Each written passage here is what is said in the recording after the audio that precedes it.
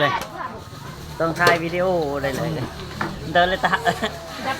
ตามมามาตอนตีน้อยเท่าแก่น่าจะมา ดานตีสบายดี ซุปอันนั้นมาพี่อันนั้นหลับหมูมาพี่กับโมเมนหลับเด็ดทุกคนเขาเคยกินทางนี้แล้วก็มาจัดให้เท่านี้ยังบ่ทันคืออันนั้นกินเขาก็ครั้งแรกกินเท่านี้ตัวจัดครั้งแรกเลยคนจิกินหรือจักเชฟกับเชฟเลยแถวเฮาเคยกินทางนี้ยังบ่ทันเคยกินทุกคน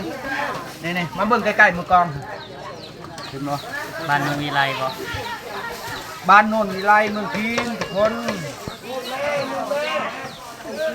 คนไหนจะกินแซ่บไป5คนนี่คนไหนจะกินแซ่บไป5ลาว นี่เฮ้คนน่ะ เต็กแค่วนี่ นี่แหละหัวหน้าเจ้าภาพเนี่ยมือกอง พอแล้ว